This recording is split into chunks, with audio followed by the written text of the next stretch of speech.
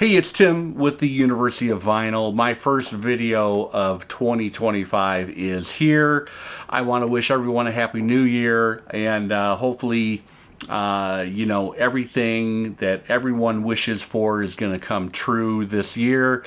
Let's see how that pans out. As far as collecting records, I am still all in. I'm not going anywhere.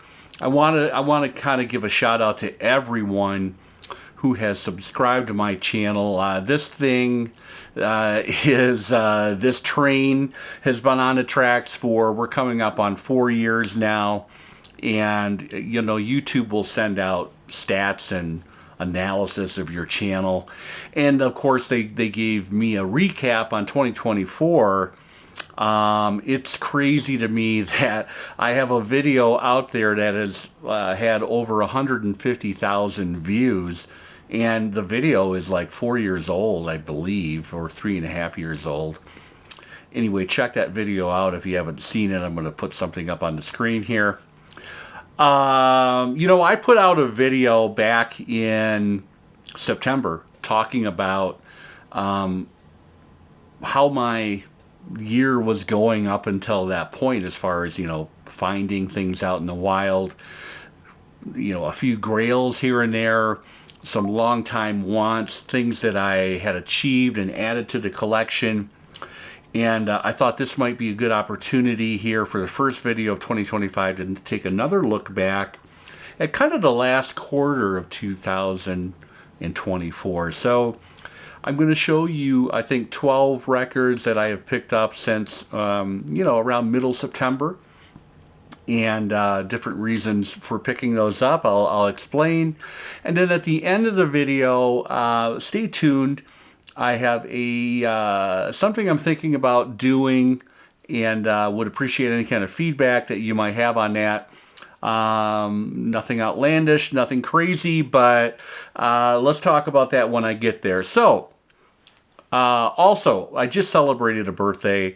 Many people reached out on Instagram. I want to say thank you very much for the well wishes. I really appreciate it. Let's go. So, over the last few months, over the last year, I have really been trying to hone in on finding the best possible, the best sounding pressing of many of my favorite titles. And I've also been looking for, and if you watch my jazz series, you know all about this, I've been trying to find affordable reissues that came out in the 70s for some of these iconic Blue Note titles. And this is one right here. Speak No Evil. What an amazing record.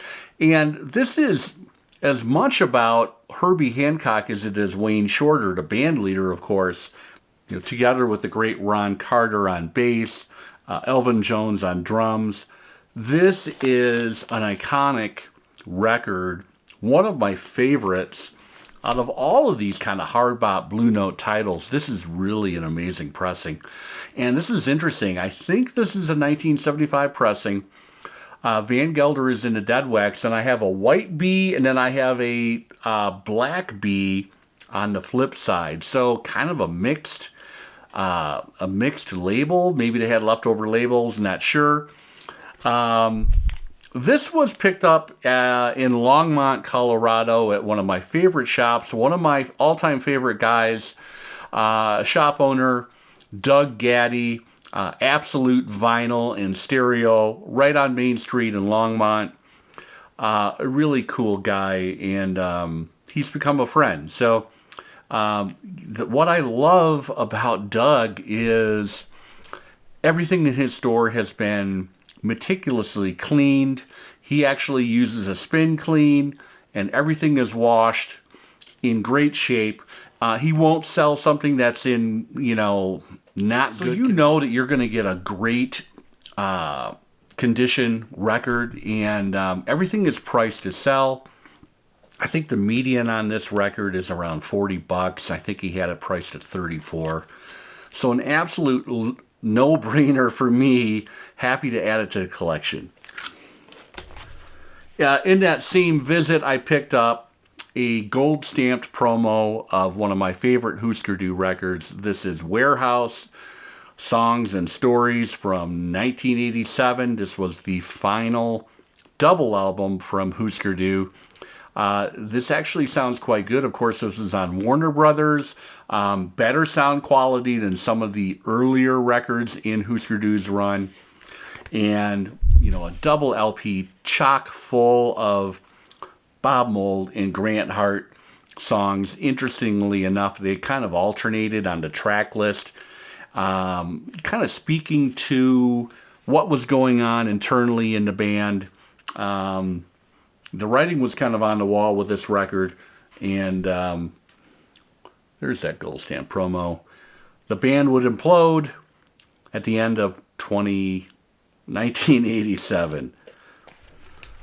One of the best sounding records in my collection is an original, a very early original 2i Columbia of the Chicago Transit Authority, the very first double album, the very first Chicago record. If you ever find any 2i's of this particular record, by all means, snap them up because they're going to sound great if they're in good condition. What a powerful record. So recently, early December, I think it was, I just kind of stumbled upon a CBS UK pressing of the same title. And there's a lot of chatter online. There's that CBS label, near mint condition. This was I think this was $14. I mean, an absolute no-brainer. It sounds amazing. Stay tuned to the end of the video because I'll have more to say about this. I'm going to switch gears now and talk about two titles that I have been looking for a long time. I have always been a big fan of that kind of particular weird movement in the early 1980s, those UK bands that were kind of enamored with R&B. They were, of course, influenced by David Bowie and Brian Eno. A little bit of a jazz element as well to their music. Overall, a very sophisticated sound, sophistopop. This is Jordan the Comeback. I think this is the second record from Prefab Sprout. This is an American pressing on Epic. I have never seen this in the wild. Picked it up at another shop in Longmont, Colorado. God, when was this? I think it was before Thanksgiving. So really happy to add this to the collection. Paddy McAloon is an absolute genius, and I am avidly looking for the rest of the catalog. I also found a UK original of Steve McQueen earlier this year, so I was really excited to find this. From 1982, this is the first China Crisis record, also found at that very same shop in Longmont, a place called Recycled Records. Original price sticker that I'm going to work on removing. This is a UK copy, and this is a really cool band. I have been kind of taking a deep dive on them as well over the past several months, and really happy to have this. Here's a record that I purchased on Instagram from Sibylline Records in Pasadena, California. I visited their shop. Oh man, this was back in, I think, late May of this year. Check out my LA vinyl finds video. I took a little junket to LA for a couple days, had a great time, met up with some friends. And Sibylline Records is a really cool shop, and they have a separate account. I'm going to put I'll put the account name up for you guys. This, of course, had the famous duet with Kate Pearson from the B-52s on the song Candy. Fun track, and, he's got many guest stars on here, including Slash on guitar.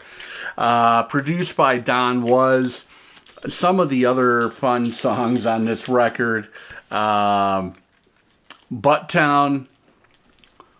I Won't Crap Out, Brick by Brick, of course, and who can forget Pussy Power. Brick by Brick, Iggy Pop. Really happy. Really happy that I follow Sibylline Records. They put out some heat, and it's the first time I ordered from them off of Instagram, and it worked out great. Okay, back to jazz. Another title I added this past fall. This was found in a shop in Denver, Twist and Shout, I think I remember. I have been looking for a really nice copy of this for a long time. These are getting very expensive, like over $90 if you can find one. And I found one for, I think I paid less than $50 for this. It is the Black Bee pressing, Van Gelder and the Dead Wax. What a magical record this is, Empyrean Isles, Herbie Hancock. I've talked about this record before, and I was at Driver 8 Records here in Fort Collins, Colorado, and shocked, absolutely shocked to see, this is the first time I've seen this kind of newfangled Qui-X2 label. You know, this record came out in what, 1985? So I don't know what's up with that label. I don't recall seeing it on other titles, but it is translucent. It is a Qui-X2.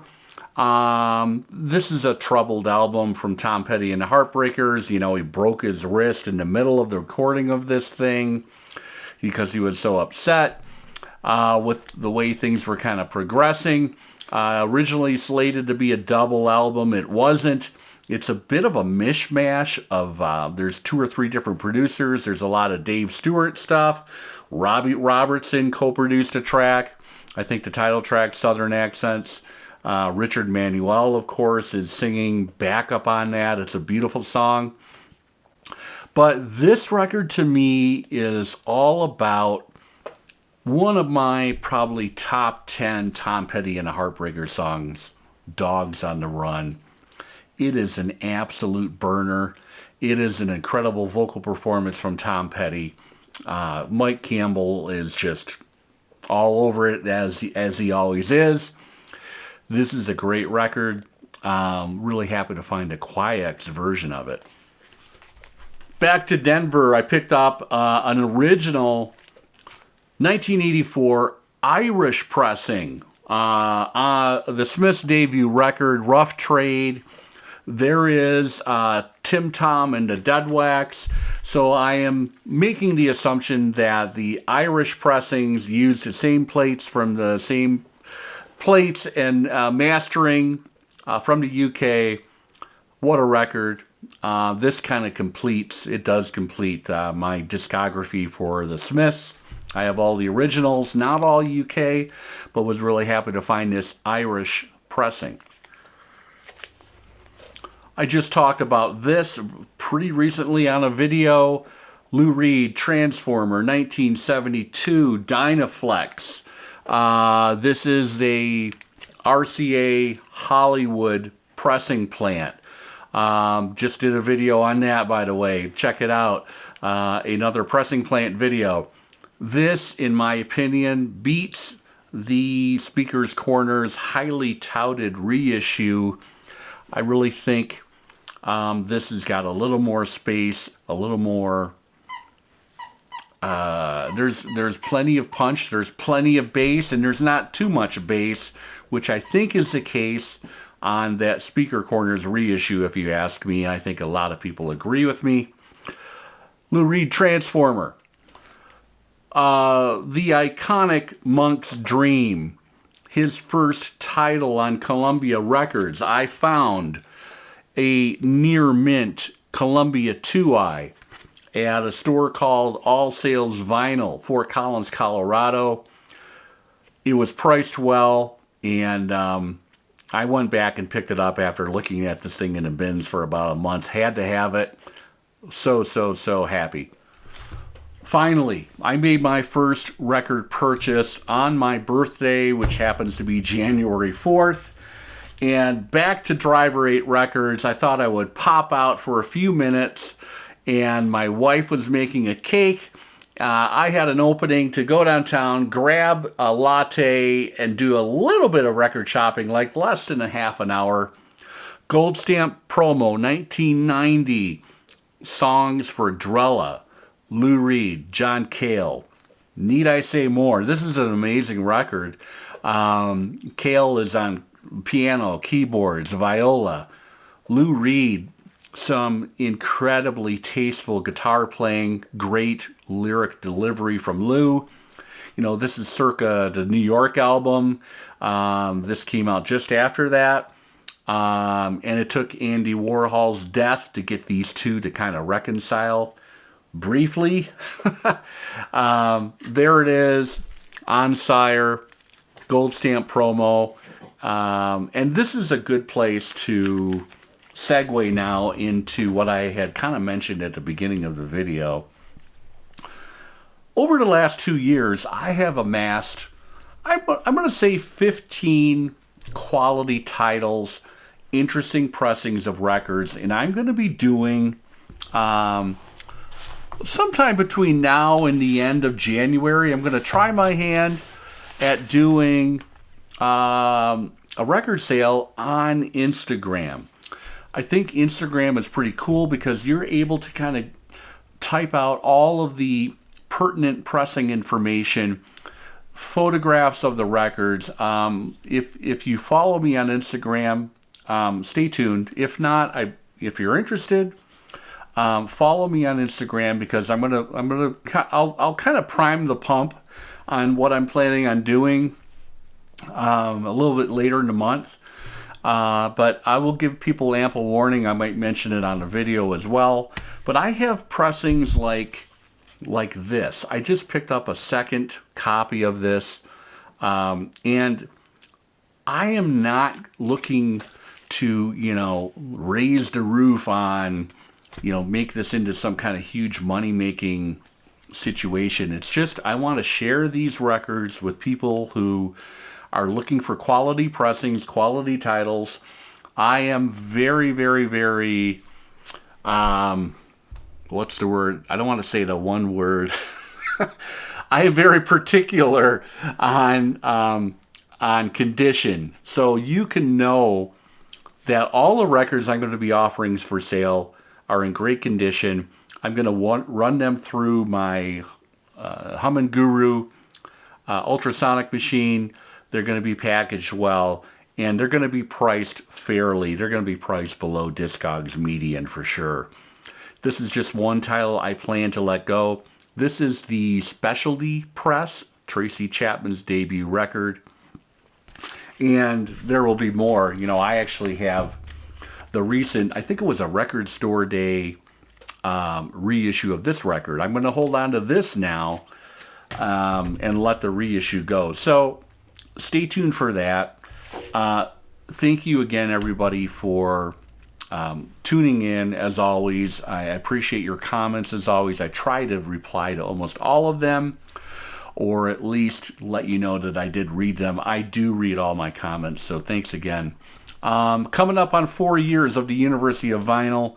You can expect more of the same for the coming year. Hopefully interesting videos about interesting music that we all love.